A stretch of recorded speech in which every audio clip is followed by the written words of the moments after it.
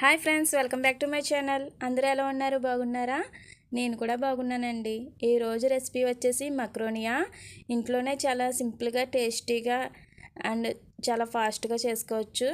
దీనికోసం మనం ముందుగా స్టవ్ వెలిగించి కళాయి పెట్టుకోవాలి. ఇప్పుడు అందులో కొద్దిగా ఆయిల్ వేసుకుని, ఆయిల్ హీట్ అయిన తర్వాత సన్నగా కట్ చేసి పెట్టుకున్న ఉల్లిపాయ ముక్కలు వేసుకుని బ్రౌన్ కలర్ వచ్చేంత వరకు ఫ్రై చేసుకోవాలి. ఉల్లిపాయలు ఫ్రై అయిన తర్వాత కొద్దిగా అల్లం వెల్లుల్లి పేస్ట్ వేసుకొని దాన్ని కూడా ఫ్రై చేసుకోవాలి.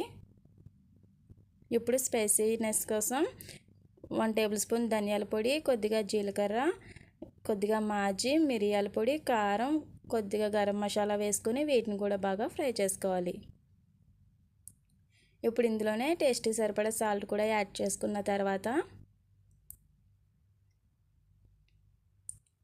కొద్దిగా మక్రోనియా సాస్ వేసుకోవాలి. ఇది అన్ని సూపర్ మార్కెట్లో ఉంటుంది. నేనైతే క్వాంటిటీ ఎక్కువ చేస్తున్నాను కాబట్టి ఫుల్ బాటిల్ వేసుకున్నాను. అదే కొద్దిగా చేసే వాళ్ళు అయితే హాఫ్ వేసుకోండి. ఆ తర్వాత కొద్దిగా సల్సా వేసుకోవాలి.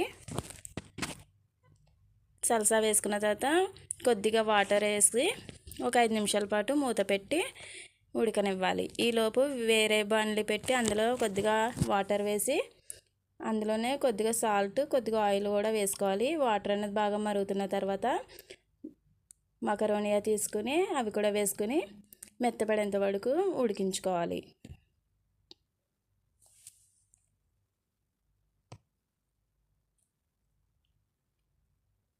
ఈ విధంగా మకరోనియా ఉడికిన తర్వాత స్టవ్ ఆఫ్ చేసి వాటర్ నుంచి సపరేట్గా వేరే బౌల్లో తీసుకోవాలి. ఇలా తీసుకున్న తర్వాత మనం ముందుగా ప్రిపేర్ చేసి పెట్టుకున్న పేస్ట్లో వేసుకొని బాగా కలుపుకోవాలి. ఇలా కలుపుకొని ఒక 5 నిమిషాల పాటు ఫ్రై చేసుకున్న తర్వాత చివరిలో కొద్దిగా red and green colour chilli వేసుకుని స్టవ్ ఆఫ్ చేసుకుని సర్వింగ్ బౌల్లో తీసి సర్వ్ చేసుకుంటే ఎంతో టేస్టీగా ఉండే మక్రోనియా రెడీ. అంతే ఫ్రెండ్స్, నా వీడియో కనుక నచ్చితే లైక్ చేయండి, షేర్ చేయండి, కామెంట్ చేయండి. మరిన్ని వీడియోల కోసం నా ఛానల్ని ఇప్పుడే సబ్స్క్రైబ్ చేయండి. Thank you for watching my video. Bye bye.